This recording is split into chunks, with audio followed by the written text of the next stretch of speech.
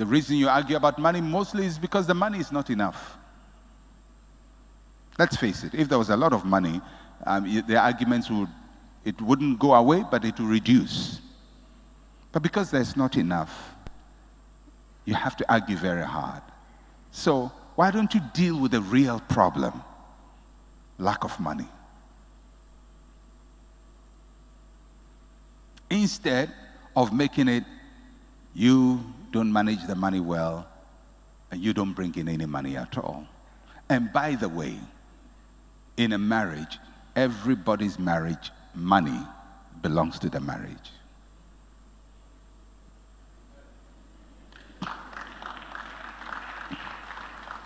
I'm not saying you don't have a salary slip with your name on it. There is a salary slip with your name on it. But the moment it leaves your office treasury or accounts department and comes into your account, it doesn't belong to you.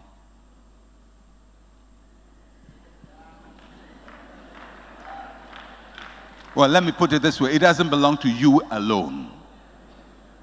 It belongs to you, your spouse, and your children. Now, in some marriages, people try to keep one account. I'm not really particular about one account, two accounts, three accounts, in your name, in her name, in our name. The important thing is you recognize whatever I bring in is for us. Whatever you bring in is for us. So when we are thinking about our income, we are not thinking about independently. We're thinking about what we do together. And whatever is done in the name of the family is shared. It's for both of you. If my wife pays a bill for the family, she's paid it for the family.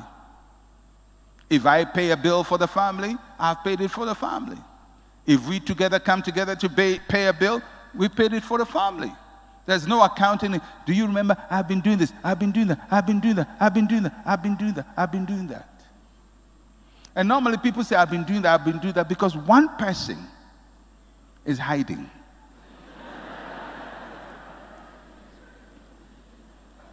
Unfortunately, there are people who marry and hide their money. Now, if you want to hide your money, why do you marry? Just be on your own and keep your money. Why do you marry if you're going to hide your money? Hide your food.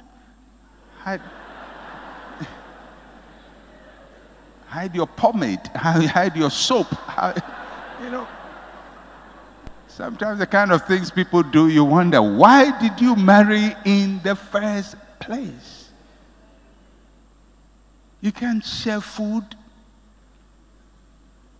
You can't just simple food. What can you share if you can't share food? You have to hide your own milk.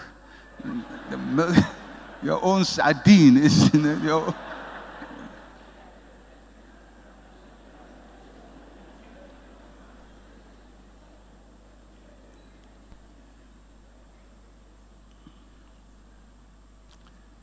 It's important that we create frameworks for our arguments.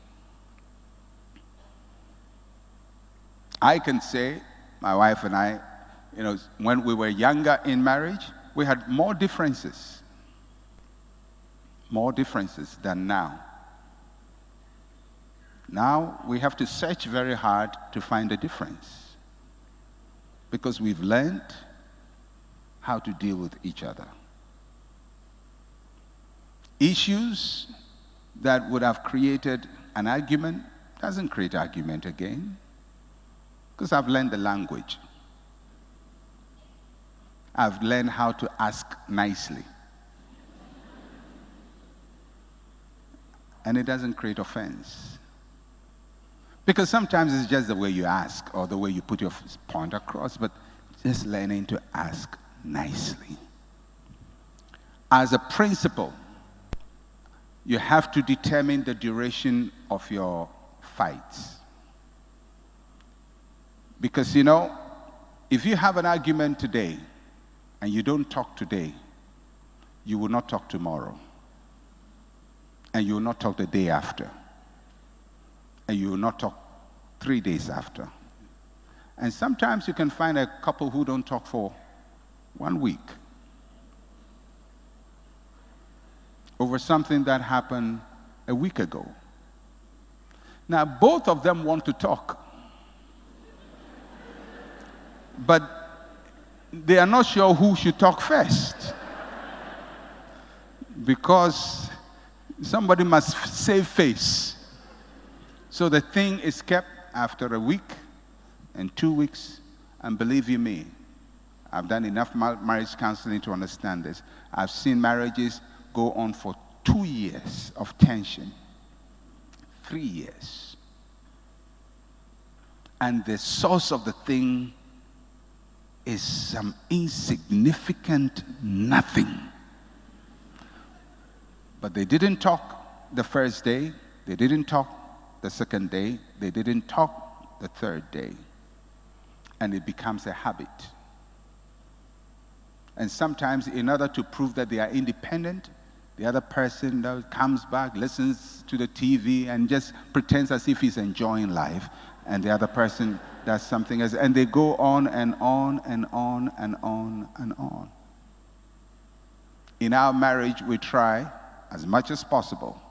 If there is something we need to talk about, we talk about it now. And that's it. After we talk about it, 2 minutes, we are fine. Hey, there we go. But if we didn't talk about it, it was going to stay. Define the duration of your arguments. If it's 3 minutes, after 3 minutes, reconcile.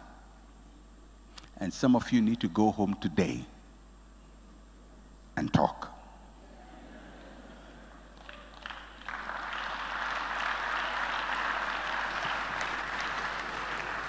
And stop pretending that you are enjoying what is going on. You know you're not enjoying it.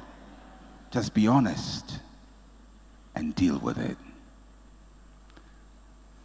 People will ask, so what if all the damage has been done? We've used the wrong language and we've hurt each other. There is something called apology. An apology is when you say, I realize I made a mistake, I am sorry.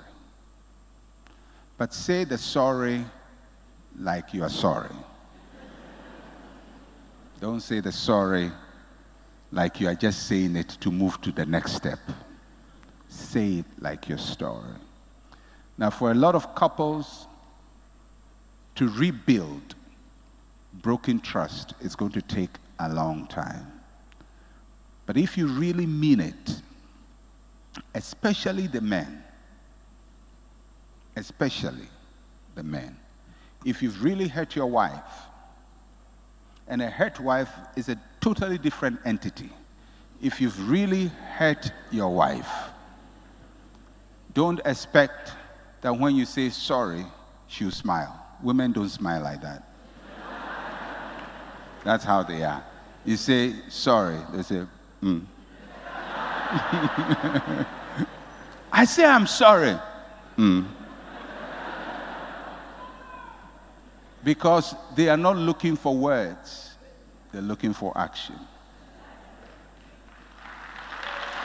Looking for action. So you say I'm sorry, and she says, it may annoy you, but keep it down. She has heard, but she wants to see, do you really mean it? And for those of you men, especially if you are a man, you go and have an affair outside, and you come and tell your wife, I'm sorry, and she says, Don't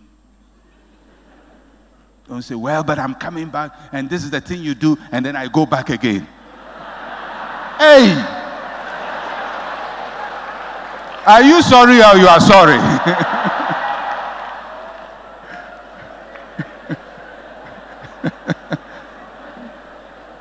Now, if she says, you should be happy, she just said, Because if you want to win her back, it's going to take you time. Maybe 6 months. for the to change to, oh, nice. It's going to take, because you have to prove yourself over and over that you can be trusted. It's not a rush. You're going to work through your process. But when you rebuild trust, you can take it on again. Because sometimes we are in a hurry to reconcile when there are issues that have not really been dealt with. Very painful, hurtful words have been used. You can't brush it over. But you can start the process of rebuilding. So today, all I just wanted to let you know is argument is normal. It shouldn't be too much, and there must be rules. And if you define the rules and work with the rules, you will be fine. The argument will not collapse your marriage. It will just help you develop your individualities as people and help you to get on well with each other. God bless you.